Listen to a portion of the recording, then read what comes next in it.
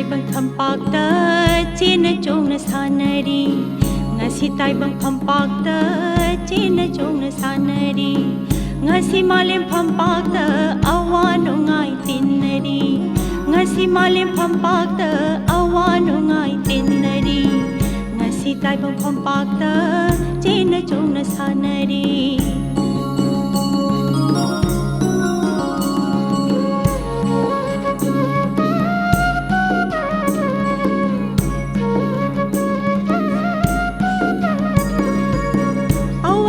punsigi sana pamni pampakse awanungai punsigi sana pamni pampakse awabana hangli nungai bana phumki awabana hangki lamdam asigi nat amasung culture da tongan ba art form kaya amaga mari leinaba amatta oibage apunbi masak asidi onthokna ningthijana fajaba aman ꯑꯩꯈꯣꯏꯒꯤ ꯅꯥꯠꯀꯤ ꯄꯨꯀꯩ ꯑꯁꯤꯗꯤ ꯌꯥꯝꯅ ꯏꯅꯥꯛ ꯈꯨꯜꯂꯤ ꯑꯩꯈꯣꯏꯅ ꯀꯥꯏꯗꯨꯅ ꯁꯤꯖꯤꯟꯅꯕꯗ ꯂꯣꯏꯕ ꯅꯥꯏꯗꯕ ꯑꯃꯅꯤ ꯄꯔꯐꯣꯔꯃꯤꯡ ꯑꯥꯔꯠꯀꯤ ꯂꯝ ꯈꯛꯇꯗ ꯂꯩꯔꯤꯕ ꯖꯒꯣꯏ ꯏꯁꯩ ꯊꯤꯌꯦꯇꯔ ꯄꯦꯅꯥ ꯈꯣꯡꯖꯣꯝ ꯄꯔꯕ ꯋꯥꯔꯤ ꯂꯤꯕ ꯁꯨꯃꯥꯡ ꯂꯤꯂꯥ ꯑꯁꯤꯗ ꯅꯠꯇꯅ ꯇꯣꯉꯥꯟꯕ ꯑꯥꯔꯠ ꯐꯣꯔꯝ ꯃꯌꯥꯝ ꯑꯃꯅ ꯂꯩꯁꯥꯠ ꯇꯝꯂꯛꯈꯤꯕꯁꯤꯗꯤ ꯊꯤꯖꯤꯟꯕꯗ ꯂꯣꯏꯕ ꯅꯥꯏꯔꯣꯏꯗꯧꯕ ꯑꯃꯅꯤ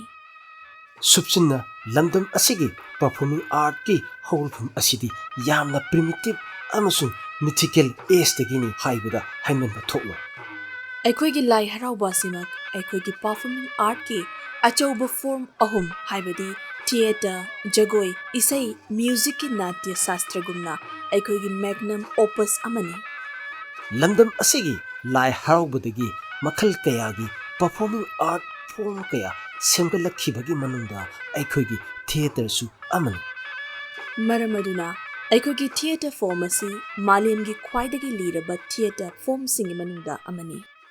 aikhoigi performing art ki saongda jagoi isai theater asidi tatna thanaba yadraba masigi unity of art ki masak asi angakpani khudam oina ngasi aikhoigi mitmangda sangsangnan uriba khunung isai natraga khulang isai jagoi theater ahum asi amaga mari leinana matam chuppa chatminnari theatre performance ꯑꯃꯗ music ꯏꯁꯩ ꯖꯒꯣꯏ ꯌꯥꯎꯗꯕ ꯌꯥꯕ꯭ꯔꯥ ꯖꯒꯣꯏ ꯁꯥꯕ ꯃꯇꯝꯗ music ꯏꯁꯩ ꯊꯤꯌꯦꯇ꯭ꯔꯤꯀꯦꯜ expression ꯌꯥꯎꯗꯕ ꯌꯥꯕ꯭ꯔꯥ ꯏꯁꯩ ꯁꯛꯄ ꯃꯇꯝꯗ ꯖꯒꯣꯏ ꯁꯥꯊꯦꯛ ꯊꯤꯌꯦꯇ꯭ꯔꯤꯀꯦꯜ ꯑꯦꯛꯁꯄ꯭ꯔꯦꯁꯟ ꯌꯥꯎꯗꯕ ꯌꯥꯕ꯭ꯔꯥ ꯂꯣꯏꯅꯅ ꯄꯨꯟꯅ ꯆꯠꯃꯤꯟꯅꯕ ꯊꯦꯡꯅꯔꯤ hairiba art pumnamaki amaga mari leinaba india gi oinasu yamnamak ina khunjai masimakna india da tongan ba magi lamgi lulgi regional tradition da tholakliba theater masak asibu common category amada traditional theater natraga folk theater haina khangnarali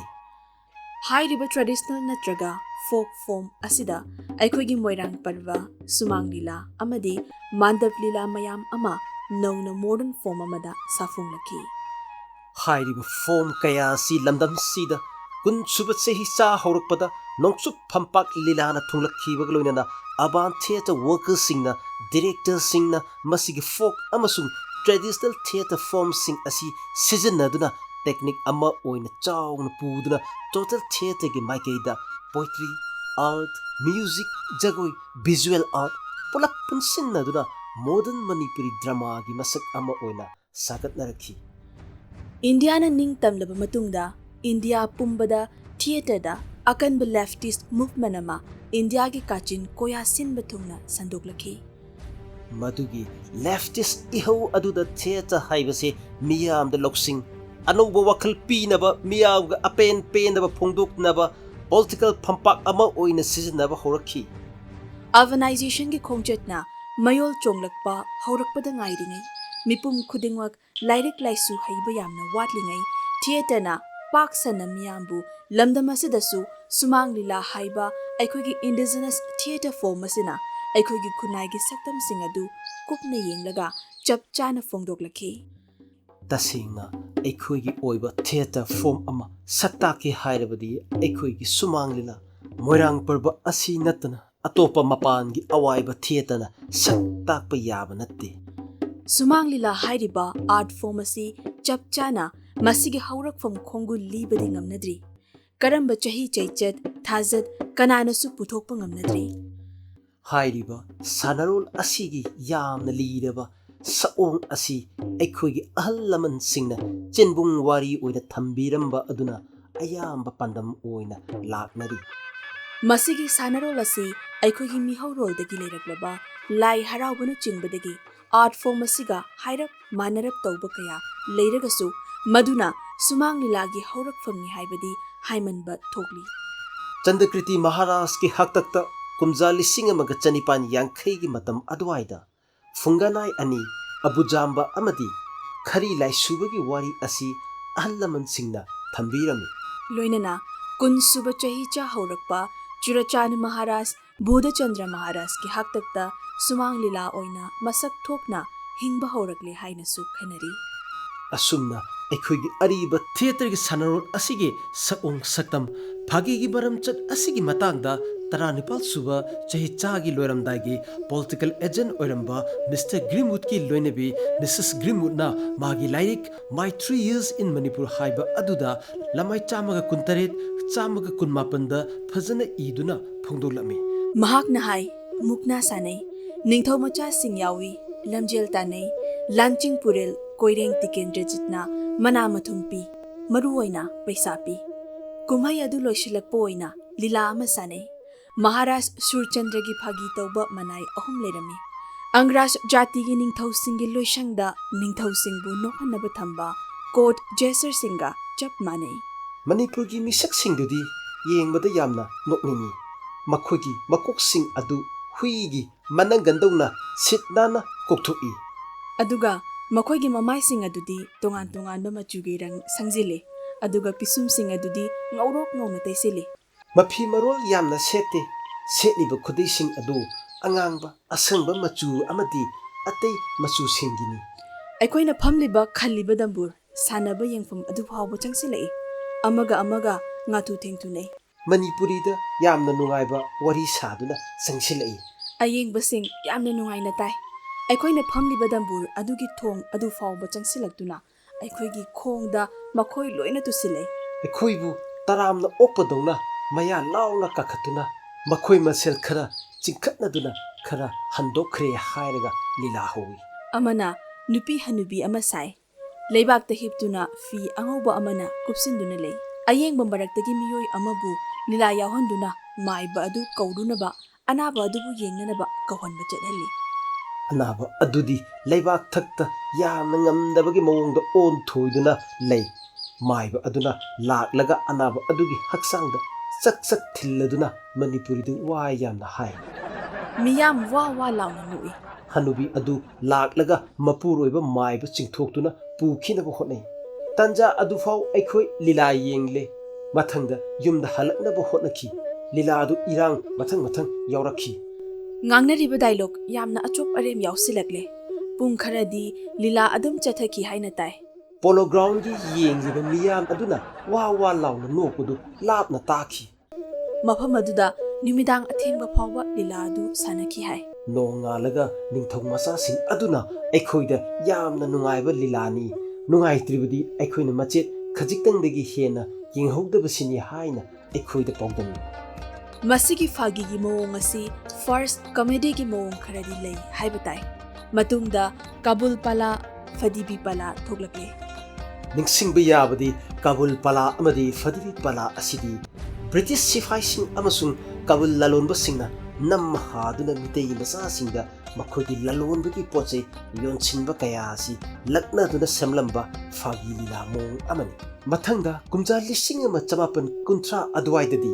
ꯌꯣꯠꯁꯨꯕꯤ ꯐꯥꯒꯤ ꯑꯃꯗꯤ ꯆꯦꯡꯕꯥ ꯐꯥꯒꯤ ꯂꯤꯂꯥꯅ ꯃꯅꯤꯡ ꯇꯝꯅ ꯁꯥꯟꯅꯔꯝꯂꯦ ꯃꯁꯤꯗ ꯑꯩꯈꯣꯏꯒꯤ ꯐꯥꯒꯤꯒꯤ ꯂꯤꯂꯥ ꯃꯆꯥꯁꯤꯡꯒꯤ ꯌꯥꯝꯅ ꯐꯖꯕ ꯃꯔꯝꯆꯠ ꯑꯃ ꯑꯣꯏꯔꯤꯕꯗꯤ ꯂꯥꯏꯅꯤꯡ ꯑꯃꯁꯨꯡ ꯂꯥꯏ ꯊꯥꯖꯅꯕꯤꯒꯤ ꯃꯔꯝꯆꯠ ꯌꯥꯎꯗꯕ ꯌꯥꯝꯅ ꯁꯦꯀꯨꯂꯔ ꯑꯣꯏꯕ ꯁꯥꯟꯅꯔꯣꯜꯒꯤ ꯁꯛꯇꯝ ꯑꯁꯤꯅꯤ ꯂꯤꯂꯥꯅ ꯈꯨꯟꯅꯥꯏꯒꯤ ꯑꯔꯥꯟ ꯑꯍꯣꯏ ꯆꯨꯝꯊꯣꯛꯄ ꯑꯔꯥꯟꯕ ꯑꯁꯣꯏꯕ ꯆꯠꯅ ꯀꯥꯡꯂꯣꯟ ꯀꯌꯥꯒꯤ ꯃꯥꯌꯣꯛꯇ ꯐꯥꯒꯤꯅ ꯈꯨꯠꯂꯥꯏ ꯑꯣꯏꯔꯒ ꯍꯦꯛꯇ ꯄ꯭ꯔꯣꯇꯦꯁ ꯇꯧꯕꯒꯤ ꯃꯁꯛ ꯑꯁꯤ ꯌꯥꯝꯅ ꯋꯥꯡꯕ ꯑꯥꯔꯠꯀꯤ ꯃꯁꯛ ꯑꯃꯅꯤ ꯃꯁꯤꯒꯤ ꯍꯦꯛ ꯃꯊꯪ ꯇꯥꯔꯛꯄꯗ ꯔꯥꯖꯥ ꯍꯔꯤꯆꯟꯗ꯭ꯔ ꯁꯥꯕꯤꯇ꯭ꯔꯤ ꯁꯩꯇꯕꯥꯅꯆꯤꯡꯕ ꯅꯤꯡꯊꯤꯅ ꯁꯦꯝꯂꯕ ꯂꯤꯂꯥꯒꯤ ꯃꯔꯝꯆꯠ ꯑꯁꯤꯅ ꯑꯩꯈꯣꯏꯒꯤ ꯈꯨꯟꯅꯥꯏꯗ ꯆꯪꯁꯤꯜꯂꯛꯄꯗꯒꯤ ꯑꯩꯈꯣꯏꯒꯤ ꯐꯥꯒꯤ ꯂꯤꯂꯥ ꯑꯁꯤ ꯃꯄꯥꯡꯒꯜ ꯈꯔ ꯁꯣꯟꯊꯔꯛꯈꯤ ꯍꯟꯈ꯭ꯔꯣ ꯍꯥꯏꯕ ꯋꯥꯍꯩ ꯑꯗꯣ ꯑꯃꯨꯛ ꯍꯟꯅ ꯇꯥꯛꯄꯤꯔꯒꯅꯨ ꯁꯥꯕꯤꯇ꯭ꯔꯤ ꯅꯪꯅ ꯑꯄꯥꯝꯕ ꯕꯣꯔ ꯑꯃ ꯍꯦꯛꯇ ꯄꯤꯔꯒꯦ ꯅꯤꯖꯅꯤꯡꯕ ꯅꯤꯖꯔꯣ ꯍꯦ ꯖꯣꯝꯔꯥꯖ ꯙꯔꯃꯔꯥꯖ ꯁꯇꯤ ꯙꯔꯃ ꯀꯥꯏꯖꯗꯅ ꯆꯍꯤ 5 ꯀꯥꯟꯅꯔꯒ ꯏꯆꯥ ꯅꯨꯄꯥ 100 ꯄꯣꯛꯆꯒꯦ तथास्तु तथास्तु नीजरिबदो लेप्नमक फंगबो ओइजरो धर्मराज नंगना नीजबा खुदिंगमक पिनबिरबनिना लेहौरो सावित्री तांजा असी यौरबदा अहिंदा जोमराजबु किफम थोक्तेना धर्मराज अमुक्तदि ngaibiko जमालोगी लमदम पांगना लेंबिरिबदो लेंबिबा याररोय पिनबिखबा बोर ngakpifam thoi इपुरोइबा यावदना सावित्री अइना सती धर्म काइजदना करमना इसा नुपा चामगी ममा ओइगदोरिबनो अमुक्तदि खंथबियुने हे धर्मराज इकाई क्रेदा कमदौगनि शिरी महादेवगी ngakta tholiba linna garurabu kidabagum jomैगी बोर फंगलबि सावित्रीना अइबु किरक्त्रबा हे धर्मराज अइगी पाखुम पीबीबा तौदना माइथोंग लुक्थदुना लेबिरिबा करम्बा मरम लेबिबगे ताकपियुने धर्मराज ओ मैथक्ता लोलिबा संगोमना पाथरक्लबदा संगोम लोलिबा महाकदुना बुद्धि मांगबगम जोमैबु बुद्धि मांगलबरा हे धर्मराज सावित्री नंगी नरौ सिंह अमदे सती धर्मदा आई पेले नसाई मखैदी लसिंग मफोल गुमना यांगलबी अदुबो हौजिक्ते चाउरबा सनजिंगी मतौ गुमना लुमले नपुरोइबगी मठवाई पुबा ngamlaro धर्मराज नंगी नपुरोइबा संसार सिदा अमुक खन लैबो ओइरसनो नंगी अरोइबा बोरसिदी नपुरोइबाबु अमुक खन फंगजबगा लोइना पुंसी यामना सांगना हिंजगे हाइबने धर्मराज अई हौजिक द भाप तारईदा सती ओइबी नंगी नबुधि नरौ सिंह जोमराज अइना थागत्तब ngamde हे जोमराज धर्मराज सोरोंदा ननाइना भक्ति कच्चरी सावित्री नंगना निजबा बोर्दी मरी खक्तनी अदुबु अइना तरे तरा थोकना पीरगेको धर्मराज नंगी वारी असिबु कनागुंबना तारगा मदे बर्त कच्चरगा मान निंजबा थुंजबा मपुरोइबा सीगदबदगी थवाई कंजबा ngamजबा अवानादगी थैदोकजबा ngamजबा वैष्णव सिंहरोइबा मतम लाक्लबदा विष्णु लोक ब्रह्म लोक वैकुंठ लोक स्वर्ग लोक मान फंगिंबा फंगजबा ओइरसनो Dharmaraj ngasi haiba numit कालेंगी Kunga मापनी Panba नुमित असे नंगी नमिंग लौदुना सावित्री चतुर्दशी हाइना खंगौरसनो सावित्री सत्यवान लीला असिदा लीला असिगा मरी लेनदना लीला मयाई interval ngaihak nungainaba thenggu hunba fagi lila matega si hapchilakduna anauba lilagi saong amamuk olae ꯃꯁꯤꯒꯤ ꯁꯑꯣꯡ ꯑꯁꯤꯗꯤ ꯏꯟꯗꯤꯌꯟ ꯏꯟꯐ꯭ꯂꯨꯌꯦꯟꯁꯇꯒꯤ ꯑꯣꯜꯂꯛꯄ ꯑꯃꯅꯤ ꯑꯩꯈꯣꯏꯒꯤ ꯁꯨꯃꯥꯡ ꯂꯤꯂꯥꯗꯤ ꯐꯥꯒꯤ ꯍꯥꯏꯕꯁꯤ ꯁꯨꯡꯊꯥ ꯊꯥꯅꯕ ꯌꯥꯗꯦ ꯐꯥꯒꯤ ꯌꯥꯎꯗ꯭ꯔꯕ ꯁꯨꯃꯥꯡ ꯂꯤꯂꯥ ꯑꯗꯨ ꯂꯤꯂꯥ ꯑꯣꯏꯗ꯭ꯔꯦ ꯍꯥꯏꯕ ꯐꯥꯎꯕ ꯌꯥꯏ ꯃꯔꯝ ꯑꯁꯤꯅ ꯉꯁꯤꯃꯛ ꯑꯅꯧꯕ ꯁꯨꯃꯥꯡ ꯂꯤꯂꯥꯒꯤ ꯈꯣꯡꯆꯠ ꯑꯁꯤ ꯐꯥꯎꯕ ꯐꯥꯒꯤꯒꯤ ꯑꯆꯧꯕ ꯁꯨꯃꯥꯡ ꯂꯤꯂꯥꯒꯤ ꯃꯐꯝ ꯑꯃ ꯑꯣꯏꯔꯔꯤ ꯑꯗꯨꯅ ꯃꯅꯤꯄꯨꯔꯒꯤ ꯁꯨꯃꯥꯡ ꯂꯤꯂꯥ ꯑꯁꯤ ꯌꯥꯝꯅ ꯉꯜꯂꯤꯉꯩꯒꯤ ꯃꯥꯒꯤ ꯁꯑꯣꯡ ꯑꯗꯨ ꯊꯤꯖꯤꯟꯕꯒꯤ ꯇꯉꯥꯏ ꯐꯗꯕꯗꯨ ꯂꯩꯕꯒ ꯂꯣꯏꯅꯅ ꯑꯩꯈꯣꯏꯒꯤ ꯊꯤꯖꯤꯟꯕꯗ ꯐꯪꯂꯤꯕ ꯃꯇꯝꯒꯤ प्रमाणꯗ ꯑꯩꯈꯣꯏꯒꯤ ꯁꯨꯃꯥꯡꯒꯤ ꯁꯥꯟꯅꯔꯣꯜ ꯑꯁꯤꯒꯤ ꯅꯔꯚ ꯁꯦꯟꯇꯔ ꯑꯁꯤ ꯃꯔꯨꯑꯣꯏꯅ ꯂꯩꯕꯥꯛ ꯀꯣꯅꯨꯡꯗ ꯑꯣꯏꯔꯛꯏ ꯍꯥꯏꯕꯁꯤꯗꯤ ꯆꯞ ꯆꯥꯅ ꯀꯣꯅꯨꯡꯒꯤ ꯑꯉꯝ ꯃꯊꯧ ꯐꯝꯅꯥꯏꯕꯁꯤꯡ ꯅꯤꯡꯊꯧꯒꯤ ꯃꯔꯜ ꯑꯃ ꯑꯣꯏꯅ ꯍꯧꯔꯛꯈꯤ ꯍꯥꯏꯕꯁꯤꯗꯤ ꯀꯛꯄ ꯌꯥꯗ꯭ꯔꯕ ꯑꯃꯅꯤ Maram aduna sumang lila haiba sanarol makhal asi leipak hupna miyam hupna konung manung da chattuna yengba haibasi pomna maki khudong saba phangba oithoktabana miyamgi oiba sanarol ama thirakhi. Konungda changduna laumi sinmi micham singna yengba yadaba amadi fangdabana miyam pumnamak yengba pamba si fanghannaba matamdugi khunai gi mihul yauna amadi entertainment ki saruka moina konungi sanarol dagi kharana thairaga moirang parva haiba aikhogi folk theater gi makalasi poglakhribani. Masifau konungi ayaba yauraga sanarami. Konungi maral oiba sanarol dagi pungkhen khenaba folk theater gi form amada moirang parba asina khwaidigi chawba sanarol gi makok oikhi. Hindu framework dagi nanthoklaba yamna professional oiba mong amada thoklaki. Masida lona thupna leibak nungsibagi ihul yauna isagi saktamda wahang tauba national character identity wahang yauna ekhogi theater form ama oina safonglaki. Matang sida ningsingba yabani folk theater gi common characteristic maru oina khungang miyam gi ngaihak pothanabagi maram chat adusu yaunani. Maikay amada aikhogi subang lilana konungda haurakfum oiragasu India ge achauba scholar sing Kalidas, Baba Bhuti, Vash, Hash, Shudrakarna chingbana Royal Court ki thoidokpa magun chenba singna ningthaugi patronage makhada classical drama thoklakpagumbadi oikide.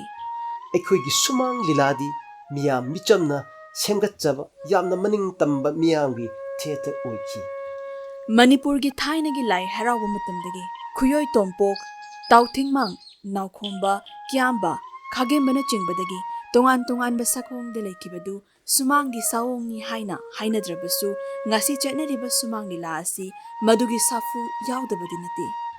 Maram adumaktana sumang lila art form asi yamna liraba furup asigi national theater oiribani. Atopa sumang lila gi haurakfomgi matangda hena aikhogi khunda leitarol amasung aikhogi ira thauniga mari leinaba amana sumang lila gi lila sanafam phambaki mawong asini. Sumang lilagi sanarol asidi aikhoi mitei gi yumsaroga yamna bari leini. Aikhoi gi yumsarolga tatna thanaba yadraba aikhoi gi sumang asiga aikhoi gi sumang lila asi tholakhribani. Tampaklam furup asigi yumsagi mawong asi makhalani thoknale ahanbada pana yumsa amasung anisubada lo yumsa asini. Aikhoi panacha ayambagi yumsadi inkhol chaigoi pareng akoibudu khonglam pareng tawduna lepal wangna taba inkhol mayaida mamang nokpo ona maksok phame naina saba sumang ama thamduna mayai kangla lingduna lining laisol pangthokpham oiba aduga nokpok singkhaida thongal phatpa sumangi akoibada awang sangoi mamang sangoi faugai singai sangona chingba leiba maramchat asi mitei panachagi khunda leitarogi chatnabini. Asigumba mitai yumsingi sumang oiriba asidani aikhogi hauzik sanariba sumang lilana mapok tamlakriba. Matam amagi sumang lila sanabagi mong asi sumangda mai thanpham ukhong yungduna Petromax headlamp na chingba mai ngana thanduna lila sane. Sumang ani gi lonabada haibadi sumang ani tainafamda lila sanade. Maduda sanarabadi mi khatnagali haiba thajanabi amale. Aduga sumang lila artist singna khongup tongnade moza phawdi sijinnarani. Masigi maramdi miyam tillaga miyam mangda aikhogi chanabigi fazaba thaugalonamadi sumangi laibu thaugal tawbugi uchabani. Sumang lilada lila thokpham asi kaidong nungda mairamdagi natraga nongpoktagi lila thokpa chatnade. Hairiba maikayani asi natabadagi lila thokne aduga numit ki matungina lila thokpham yaba maikai lepi. Lila gi phampakta mantri pumba tawi sutra phamba tawnei lila fi setphamda phamelom thangba sarukta lila nupa ahal singna phamnei. Masiga chap manana lila yengba singna nipa ahal laman singna phamelomda haibadi kha thangba nakalgi table chokri tharibadugi matungda phamnei. Noksup thangba yunggi mayada nupi angang asi phamnei. Aduga lila fi setphamda yenglagasu lila nupi sabi singna phamba phakna phamel phak haibadi lila artist singi ꯑꯍꯜꯁꯤꯡꯒꯤ ꯐꯝꯅꯕ ꯐꯛꯇ ꯅꯟꯁꯤꯟꯅꯗꯦ ꯑꯗꯨꯒ ꯐꯝꯃꯦꯜ ꯐꯛꯅ ꯅꯟꯕꯗꯤ ꯌꯥꯏ꯫ ꯃꯁꯤꯒꯤ ꯀꯥꯡꯂꯣꯟ ꯄꯥꯗꯝ ꯑꯁꯤ ꯑꯁꯨꯛꯀꯤ ꯃꯇꯤꯛ ꯆꯦꯛꯁꯤꯟꯅꯩ꯫ ꯃꯩꯇꯩ ꯂꯩꯃ ꯏꯃꯥꯒꯤ ꯃꯤꯡꯈꯩ ꯁꯣꯜꯂꯁꯤ ꯍꯥꯏꯗꯨꯅ ꯈ꯭ꯋꯥꯏꯁꯤ ꯍꯧꯔꯝꯗꯥꯏꯗ ꯁꯒꯦꯡ ꯃꯤꯡꯁꯦꯜ ꯂꯣꯡꯊꯣꯛꯄ ꯎꯞꯁꯤꯟꯅꯩ꯫ ꯅꯤꯡꯁꯥ ꯄꯨꯡꯐꯝ ꯌꯦꯡꯕ ꯈꯣꯡꯒ꯭ꯔꯥꯏ ꯆꯟꯗꯨꯅ ꯐꯝꯅꯗꯦ꯫ ꯈꯥꯡꯖꯤꯡ ꯂꯥꯏꯔꯦꯝꯕꯤ ꯈꯨꯔꯨꯝꯕ ꯑꯁꯤ ꯄꯨꯝꯅꯃꯛ ꯀꯨꯞꯅ ꯌꯦꯡꯂꯒ ꯈ꯭ꯋꯥ ꯁꯧꯏ꯫ ꯇꯁꯦꯡꯅꯃꯛꯇꯤ ꯁꯨꯃꯥꯡ ꯂꯤꯂꯥ ꯍꯥꯏꯕ ꯄꯔꯐꯣꯃꯤꯡ ꯑꯥꯔꯠ ꯐꯣꯔꯝ ꯑꯁꯤ ꯌꯥꯝꯅ ꯀꯨꯞꯄ ꯀꯥꯏꯕ ꯌꯥꯗꯕ ꯆꯠꯅ ꯄꯊꯥꯞ ꯀꯌꯥ ꯂꯩꯖꯩ꯫ ꯑꯁꯤꯒꯨꯝꯕ ꯂꯤꯂꯥ ꯁꯥꯟꯅꯐꯝ ꯁꯨꯃꯥꯡ ꯑꯁꯤ ꯃꯤꯇꯩ ꯈꯨꯟꯅꯥꯏꯒꯤ ꯇꯠꯅ ꯊꯥꯅꯕ ꯌꯥꯗ꯭ꯔꯕ ꯃꯤꯌꯥꯝꯕꯨ ꯑꯁꯣꯏ ꯑꯔꯥꯟ ꯅꯩꯅꯅꯕ ꯋꯥꯈꯜ ꯃꯤꯀꯞ ꯊꯣꯛꯍꯟꯅꯕ ꯀ꯭ꯂꯥꯁꯔꯨꯝ ꯑꯃ ꯑꯣꯏꯅ ꯁꯨꯃꯥꯡ ꯂꯤꯂꯥꯅ ꯑꯣꯟꯊꯣꯛꯂꯛꯏ꯫ ꯋꯦꯁꯇꯔꯟ ꯋꯥꯔꯜꯗꯅ ꯃꯈꯣꯏꯒꯤ ꯗ꯭ꯔꯣꯌꯤꯡ ꯔꯨꯝ ꯑꯁꯦ ꯂꯤꯂꯥꯒꯤ ꯑꯋꯥꯡꯕ ꯃꯔꯩ ꯇꯧꯅꯐꯝ ꯃꯤꯌꯥꯝꯕꯨ ꯃꯤꯀꯞ ꯊꯣꯛꯍꯟꯅꯕ ꯀ꯭ꯂꯥꯁꯔꯨꯝ ꯑꯣꯏꯅ ꯁꯤꯖꯤꯟꯅꯩ꯫ ꯑꯩꯈꯣꯏꯒꯤ ꯁꯨꯃꯥꯡ ꯑꯁꯤ ꯌꯥꯝꯅ ꯃꯔꯨ ꯑꯣꯏ꯫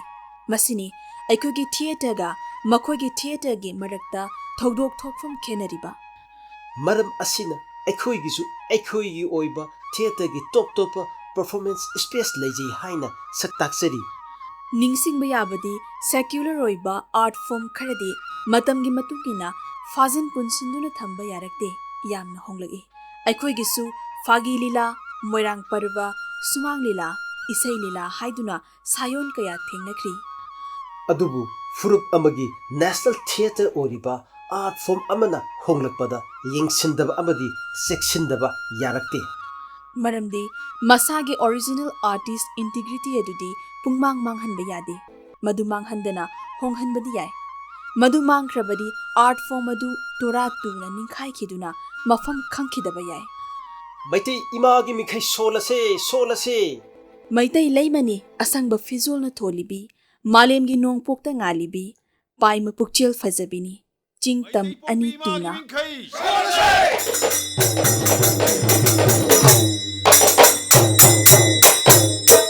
ꯏꯁꯩ ꯑꯁꯤ ꯁꯨꯃꯥꯡ ꯂꯤꯂꯥ ꯍꯧꯕꯗ ꯁꯛꯅꯕ ꯏꯁꯩꯅꯤ꯫ ꯏꯁꯩ ꯑꯁꯤ ꯂꯩꯈꯤꯗ꯭ꯔꯕ ꯁꯨꯃꯥꯡ ꯂꯤꯂꯥꯒꯤ ꯑꯍꯜ ꯏꯕꯨꯡꯉꯣ ꯈꯨꯔꯥꯏꯒꯤ ꯍꯤꯖꯝ ꯕꯣꯔꯤꯅ ꯃꯌꯦꯛ ꯁꯨꯔ ꯄꯨꯊꯣꯛꯇꯨꯅ ꯁꯦꯝꯕꯤꯔꯝꯕꯅꯤ ꯍꯥꯏ꯫ ꯏꯁꯩ ꯑꯁꯤꯅ ꯁꯨꯃꯥꯡ ꯈꯨꯗꯤꯡ ꯙꯣꯂꯣꯛ ꯑꯃ ꯀꯣꯔꯇꯥꯟ ꯑꯃꯈꯛꯇꯅ ꯅꯤꯂꯝꯕ, ꯑꯇꯥꯕ ꯈꯨꯗꯤꯡꯅ ꯀꯗꯣꯝꯗꯅꯣ ꯀꯗꯣꯝꯗꯅꯣ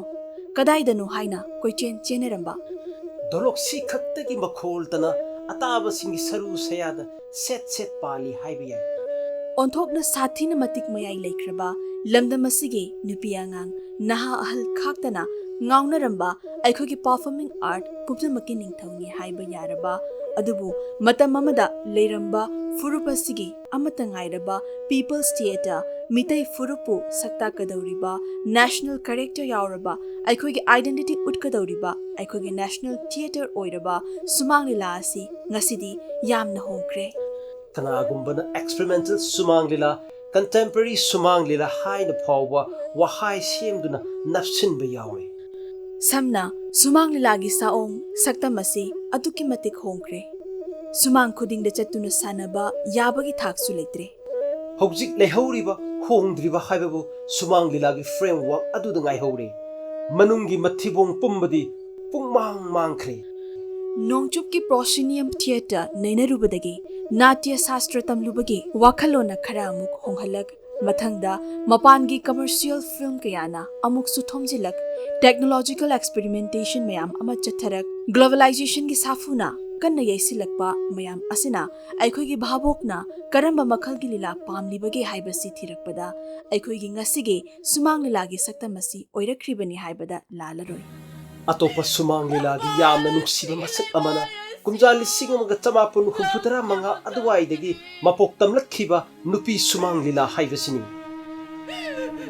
ꯃꯁꯤꯗꯒꯤ ꯍꯦꯟꯅ ꯅꯨꯡꯉꯥꯏꯕ, ꯃꯁꯤꯗꯒꯤ ꯍꯦꯟꯅ ꯅꯨꯡꯉꯥꯏꯕ ꯑꯅꯤꯁꯨ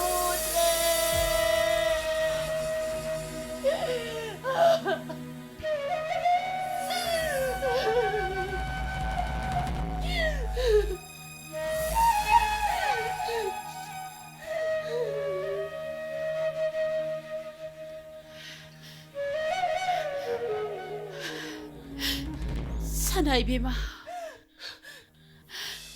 Isibema, kalagsawi na siyemsin, nangonda may tire. हिंसाबा Moran Singh न मोसिलबा इंद्रवंश की फमासु नंग न कनबीबनी नंगदी सिंगनरकपा खुदिंगमपु मैथीबा पीबा ngamba नुपीनी नंगदी अदुगा अमुक्सु असिकपा अहिंगबु मंगाल पीरिबा थबलनी लैमा सिजलक्तगी अथोइबी सना कुनुंगी इनी नंगदी ngasiदगी नसे मैखोइना थमोइ सेंगना मिंगौगेको सनाइ बेमा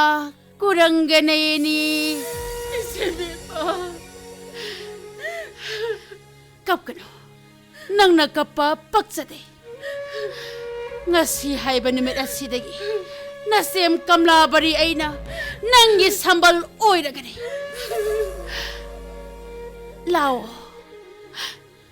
lao isege bema kuranganaydi isena nangbo ithanong da chena nungsina konge lao ni isege bema isemna nangbo konge lao bema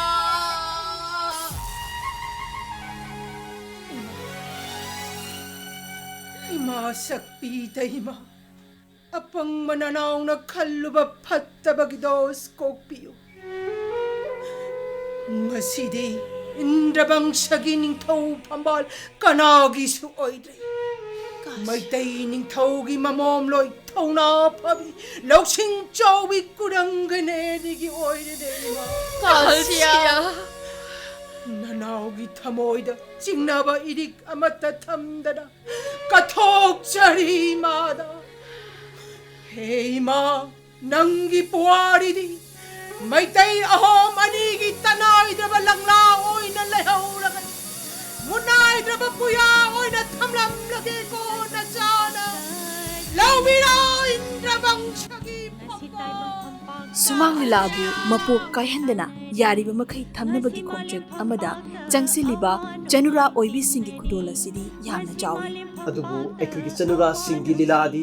यामना मलिकना उबा फंगी मरमदी मखोइगी लीलादी मियामना कौबीदी येंगबीदी कुम्ममगी सुमांग लीला चांगदमनबा फेस्टिवल गुम्बा लाकपदा खरा खरा सानजबा नतना इउट उटपा फंगनदी अदुबु ngasiदी mahoksaगी नुपी लीला अदु नत्तबा यामना थाक वांगबा नुपी न नुपादा नुपा माना लीला तौरक कया थेंगनरे नुपी लीला कांगबुदा अकनबा लीला कांगबु थोलकले मसीमक्ति आर्ट फॉर्म असिगी हेन फबा अनोबा माइथों अमनी हाइबा याय तसेंगना महौसागी सुमांग खुदिंग सानरंबा अरीबा सुमांग लीलागी महौ खरता ओइरबसु फंगबा ngamba सुमांग लीला अमा येंगे हाइरबदी अइखोगी चनुरा सिंगी सुमांग लीला असिनी हाइना हाइबा याय मसिनी पुंसी फंपा कुम्हैवारी मसिनी पुंसी फंपा कुम्हैवारी ngasi taibang pampakta chena chongna sanari ngasi taibang pampakta